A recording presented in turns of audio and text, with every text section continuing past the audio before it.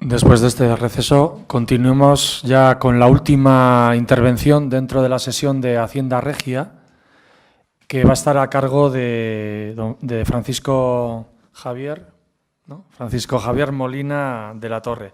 Él es profesor adjunto en la Universidad de Valladolid, principalmente dedicado a la paleografía, y es miembro del Departamento de Prehistoria, Arqueología, Antropología Social y Ciencias Técnicas Historiográficas, que es donde se incluiría él.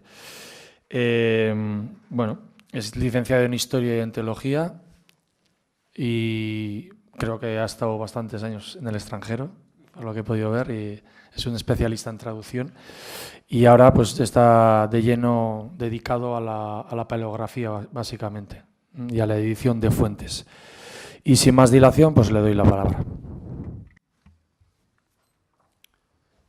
En primer lugar, quiero dar las gracias a todos los que han organizado este simposio, especialmente a los de aquí de Vitoria, que son los que más trabajo han tenido que realizar, pero también pues, a Juan Antonio y a los de Valladolid, por darme la oportunidad de hablar, casi la oportunidad o la obligación, no sé si es una oportunidad o una imposición, pero bueno, les damos las gracias porque nos ha hecho trabajar y aprender, que es lo que es importante.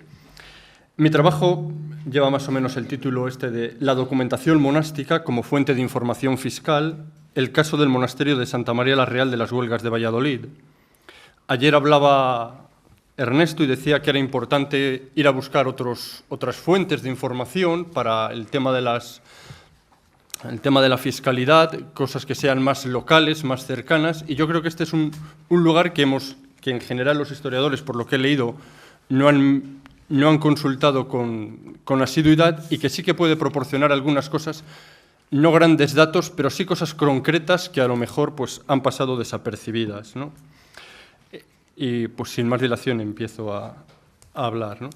En el ámbito de la fiscalidad medieval hay muchos autores que han incidido en la relación entre monarquía y el estamento eclesial. El profesor Ladero Quesada tiene un estudio al respecto, ¿no? Y hace un listado enorme de conventos y monasterios e iglesias que disfrutan de mercedes y exenciones de los reyes, ¿no? Aunque dice que es muy prolijo hacer eso y que pues, se va a detener en lo que tiene recogido. Un poco en esa línea quiere estar este trabajo, ¿no? Ofrecer la información que sobre este tema nos ofrecen unos fondos que en su mayor parte han permanecido inéditos hasta hoy en día. Y lo que vamos a hacer va a ser trabajar en dos momentos. Primero vamos a ver un poco cuál es la documentación sobre fiscalidad que encontramos en el archivo y, en segundo lugar, pues destacar algunos aspectos que yo creo que son importantes, ¿no? El archivo del monasterio es un archivo, yo creo que interesante, tiene más de 175 documentos medievales, muchos de ellos privilegios, pues, cartas y privilegios reales, en bastante buen estado de conservación, y no es absolutamente desconocido.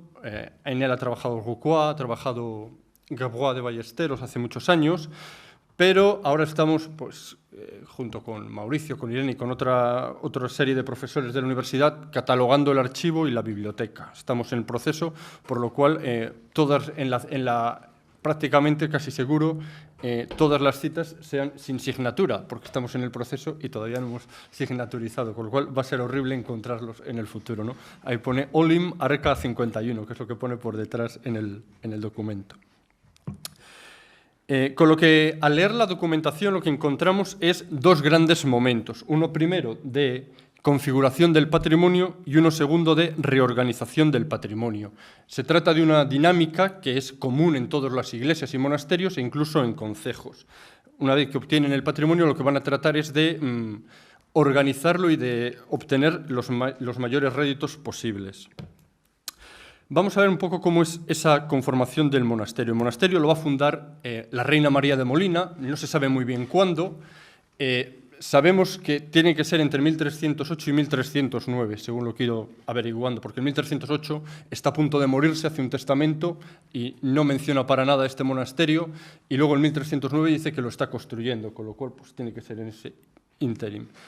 El documento fundacional es de 1320 y en ese momento les va a dar una serie de propiedades que son suyas personales y que cede al monasterio, ¿no? Ahí las tenéis, la villa de Villagarcía, de Baltanás, Pozuelo de Cabreros, que hoy en día sería Pozuelo de la Orden, Ciadoncha y algunas propiedades que tiene en Toro, en La Mejorada, en la zona de Guadalajara, y en las rentas que tiene en Cabezón de Pisuerga y que había comprado al médico de su marido y luego de su hijo. Esto es lo que da en el momento de su fundación. Cuando muere, en su testamento, a estas posesiones iniciales les va a añadir un montón de cosas más, ¿no? Dice, declara que Fernando IV tuvo por bien de me dar por heredad para este monasterio cada año 50.000 maravedís de renta, ¿no? Y va a otorgarle 20.000 maravedís de renta en las salinas de Compás, que están en la zona de Aldemayor, cerca de Portillo, y otros 30.000 en villas que ya eran propiedad suya en la forma que la reina estimase oportuno, ¿no? Entonces va a otorgarle el cillero de Valladolid, el cillero de Toro, el cillero de Villavieja, parte de la infurción, 600 cargas de pan en la infurción de Arévalo, 600 cargas de pan en la infurción de Medina de Rioseco. Lo que pasa es que cuando le da esto, el rey, la reina está enferma y no recibe los documentos. Y cuando va a pedírselos al rey, el rey Fernando IV ha ido a Andalucía y muere, con lo cual no tiene documentos que avalen esta donación. Con lo cual, cuando pide a su nieto, Alfonso XI, que por favor le respete esta donación y que se la avale y que la confirme. Y lo que vemos es que en los primeros momentos no se la confirma del todo, ¿no? Va a haber una serie de propiedades que va a perder el monasterio. De hecho, hay un documento del mismo día en el que el rey da una propiedad a las monjas y la misma propiedad se la da a Álvar Pérez de Osorio, ¿no? Y luego en la documentación lo que se ve es que lo que hace es intercambiarse las monjas el cillero de Villavieja y el cillero de Valladolid y de Toro por la villa de Villagarcía de Campos, con lo cual en ese primer momento se va a perder esas propiedades.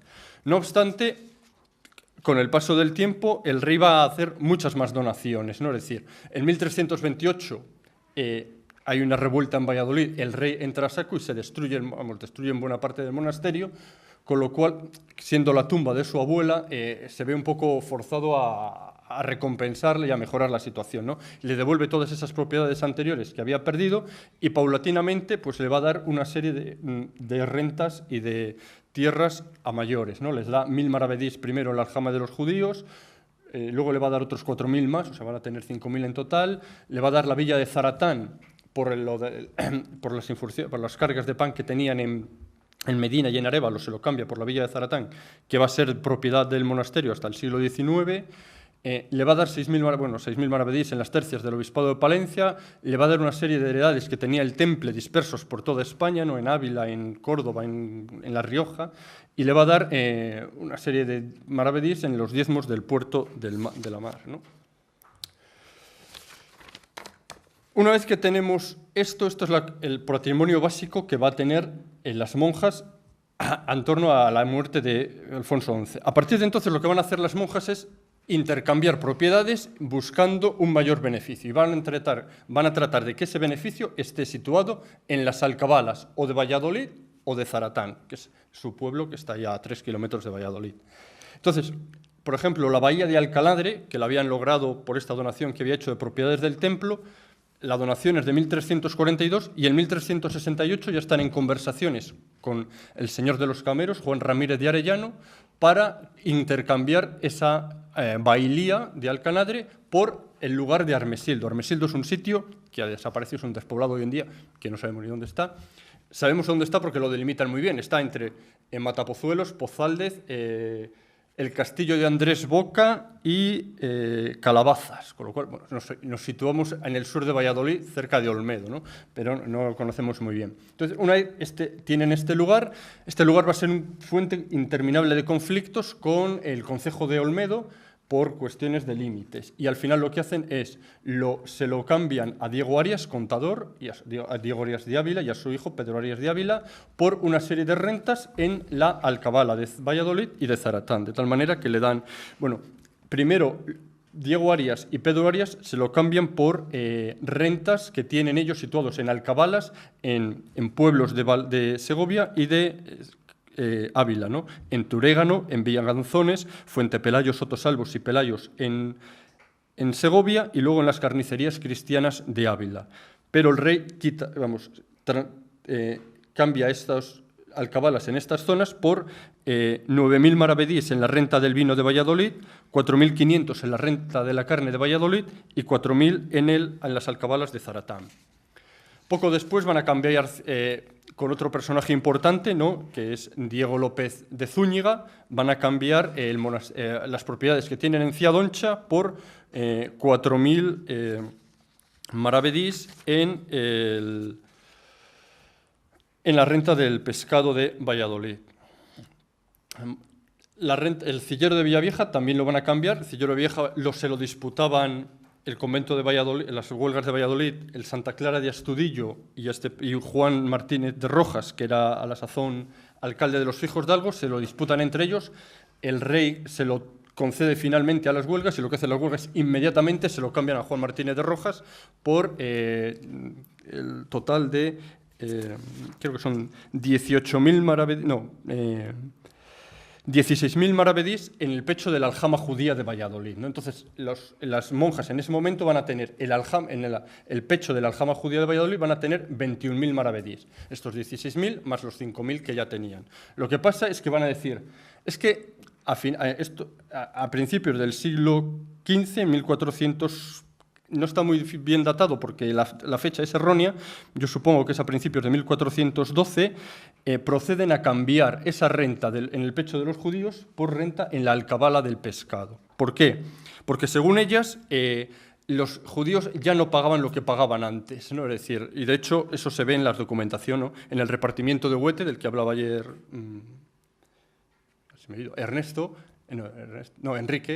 Enrique decía que Valladolid tiene que pagar, en la aljama judías no se recogían 71.500 maravedís aproximadamente, mientras que Ladero Quesada dice que en 1439 lo que pagan son 15.000 maravedís, ¿no? Vemos ese retroceso tremendo, ¿no? Y este cambio del pecho, de estas rentas en el pecho de los judíos por la alcabala se produce no solo en Valladolid, se produce también en Palencia, y hay que ponerlo en conexión con lo que ha pasado, ¿no? Esos hechos horrendos de 1391, la predicación de San Vicente Ferrer, en teoría, en 1412, que dice que todos se han convertido, no queda ni un judío casi, y no pueden pagar, ¿no? De hecho, el texto de las monjas dice que la principal razón para justificar este cambio es porque se tornaron cristianos la mayor parte de la dicha aljama, y otros sí se tornan de cada día, y los que fincan no podrían pagar los dichos 21.000 maravedís, de lo cual se seguiría gran daño y no podría mantenerse, ¿no? Es decir, se va a producir un nuevo truque. San Esteban de Gormaz, que no tenemos documentación de cómo llegó a posesión del convento, se lo cambian a Álvaro de Luna, el condestable de Castilla, por 13.000 maravedís, también situados en la renta de la alcabala del pescado. Las tercias del obispado de Palencia, que decían las monjas que era costosísimo y que les ponían muchas trabas y los sacaban a pleito y a revuelta y que no había forma de cobrarlas, también piden al rey que se lo cambie, ¿no? Y se lo cambia también por 6.000 maravedís en la renta del pescado de Valladolid. Bueno, lo mismo va a suceder en Toro, ¿no? En Toro se van a cambiar pues las propiedades diversas que la reina le había dado en Toro por 10.000 maravedís situados también en la alcabala de la carne. Aquí la documentación oscila si es del vino, algunos documentos habla del vino, algunos documentos habla de la carne, pero es seguro que es de la carne, ¿no? Y se lo cambian con un personaje que es Pero Yáñez, que yo cuando empecé a ver, ¿quién será este personaje que no lo conoce ni Dios? Y es uno de los antepasados, vamos, no sé si es tío o de los Fonseca, de los arzobispos Fonseca, ¿no? Entonces, bueno, es un personaje de talla, ¿no? Y pues se lo cambian con él. Y también van a cambiar posesiones que tenían las monjas a título personal. Había una monja que le habían donado, pues creo que son 14.000 maravedís, sí, 14.000 maravedís a título personal en las alcabalas de Burgos, las tenían en las alcabalas del vino de Burgos y las pasan a las alcabalas del pescado de Valladolid, ¿no? No van a hacer esto cuando las los terrenos están más o menos cerca, ¿no? Es decir, las rentas que tienen en Cabezón de Pisuerga las van a conservar, ¿no? El portazgo, los distintos tributos que tienen lo van a conservar, y Baltanás en un primer momento lo van a intercambiar, vamos, lo van a arrendar a García Laso de la Vega, pero la documentación se pierde, no hay más documentación, y de hecho en el Becerro dice, esto no lo gozamos de tiempo inmemorial, ¿no? O sea que se debió perder pronto a pesar de los intercambios. Bueno, ¿qué aspectos podemos sacar en concreto de esta documentación? Bueno, en primer lugar, podemos sacar algunas cifras, ¿no? Es decir, el valor nominal de las rentas que tienen va a permanecer estable a lo largo de los años, de forma que los ingresos a mediados del siglo XV se perpetúan a lo largo de toda la Edad Moderna, ¿no? Cuando vemos los becerros del XVI y del XVIII, la cantidad es la misma, ¿no? Son 75.000 maravedís en las rentas de la Alcabala de Valladolid y 13.000 en Zaratán. Si lo analizamos a la luz de las cifras que ofrece Ladero Quesada sobre la evolución de la alcabala en el infantazgo de Valladolid, en 1434, cuando se ha cerrado un poco este ciclo de la redistribución, se han perdido las fechas, las cifras, yo creo que por el mismo motivo que se le perdió a David, que coge los textos. En 1434 lo que tenemos es un 4,5% del total de la alcabala, ¿no? Es decir, de lo que se recoge en Valladolid, el 4,5% va a parar al monasterio de las Huelgas. En 1455 eso alcanza un 10%, no porque ellas hayan subido, ellas se mantienen igual, sino porque, no sé por qué razones, los entendidos tendrían que mirarlo, de recoger 1 millón y pico en los primeros años del siglo XV, en 1455 solo recogen 600.000 maravedíes, la alcabala de Valladolid, ¿no? Pero es solo Valladolid, es decir, no es una cosa generalizada en el reino, sino que es, mirando los datos que da Ladero Quesada, es el caso de Valladolid, que no sé por qué. Y luego esa renta se va a hacer ínfima en 1485 y en 1495. ¿No? En 1495 las monjas perciben en torno a un 2% de toda la alcabala de Valladolid.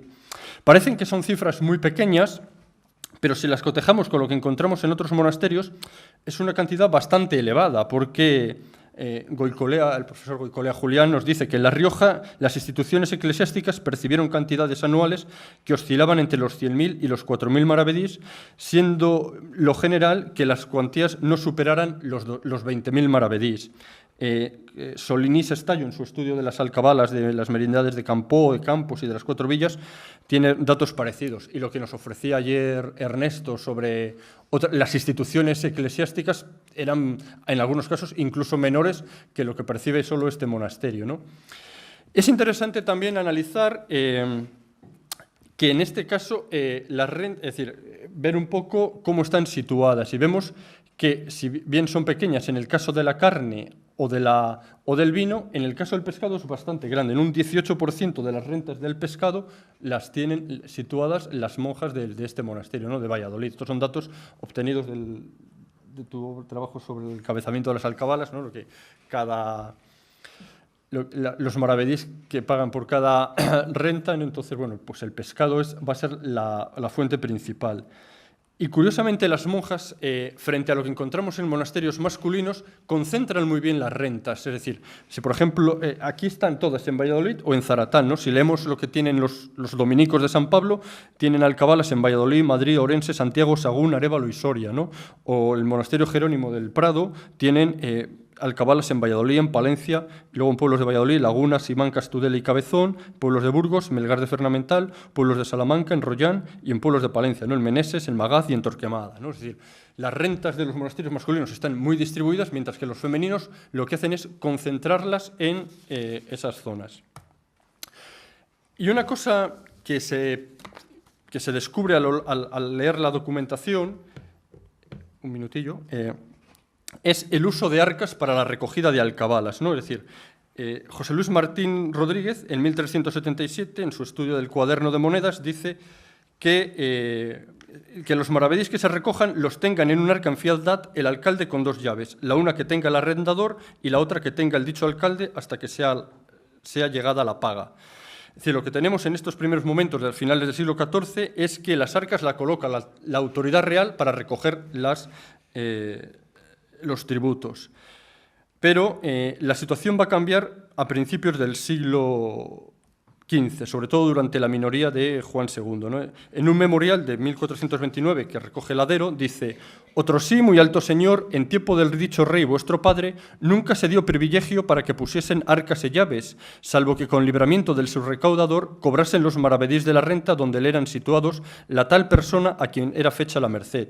Y después acá hanse dado privilegios a muchas órdenes y otras personas, por las cuales apoderan de la renta a los que facen la merced, mandando que pongan llaves e arcas y reciba lo que rendieren la renta. Y con el poder que tienen usa tan mal de ello los que tienen los dichos privilegios, que la renta que solía valer 100.000 maravedís, apenas se falla por ella 60.000, ¿no? Es decir, las arcas van a servir un poco para que el rey no cobrara tanto. En la documentación de las monjas encontramos esas arcas durante ese periodo de la minoría de edad de Juan II, tanto para personas privadas, ¿no? Hablábamos del doctor Pere Yáñez, al que se le dice que le permite que pongades un omne, cual vos o ellos quisierdes, que ande con los arrendadores de cada una de las dichas rendas, para recibir y cobrar los maravedís que recibieren, que rendieren cada una de las dichas rentas, y que el hombre que así para ello posierdes tenga una llave de la dicha arca, y los arrendadores de cada una de las dichas rentas otra llave, para que en cada tercio del año recojan los maravedís». O sea, hay personajes que, si me imagino que si este Pero Yáñez, que Luis Suárez y Alfonso Franco Silva lo llaman un hombre oscuro y menudo, es capaz de tener estas rentas y estas arcas, personajes que no sean oscuros y menudos también tengan esa capacidad. Y el convento también lo va a tener. Y el convento, lo curioso es, va a tener un arca para la renta de la carne, va a tener un arca para la renta del pescado, va a tener un arca para la renta en Zaratán, etc.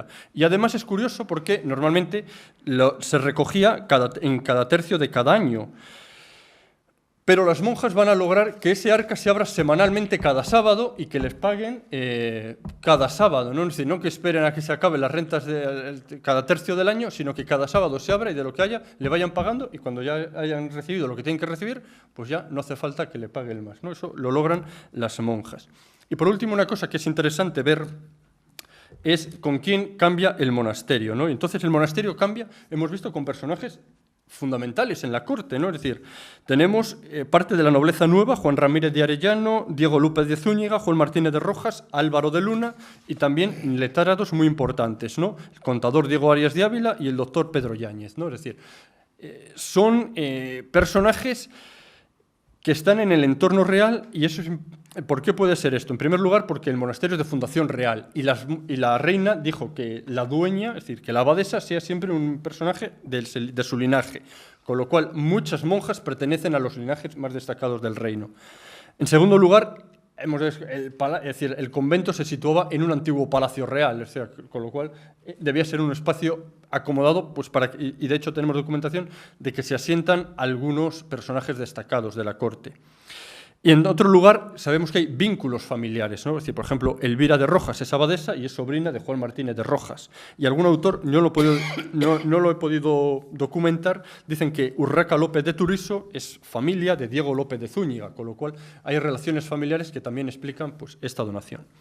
En definitiva, creemos que el estudio de las fuentes procedentes de archivos eclesiásticos, bien diocesanos y catedralicios, bien monásticos, puede proporcionar información relevante adicional sobre el mundo de la fiscalidad medieval en la península ibérica. Si la documentación conservada en los grandes archivos del reino, General de Simancas, por ejemplo, nos brinda la visión oficial y de conjunto del mundo fiscal medieval, los pergaminos y papeles custodiados en estos archivos presentan una imagen distinta, la de las instituciones que se aprovechan de los recursos de la corona para su sostenimiento, ofreciéndonos numerosos detalles que escapan a los registros oficiales y que encuentran acomodo en los cajones polvorientos de estas instituciones. Muchas gracias por la atención.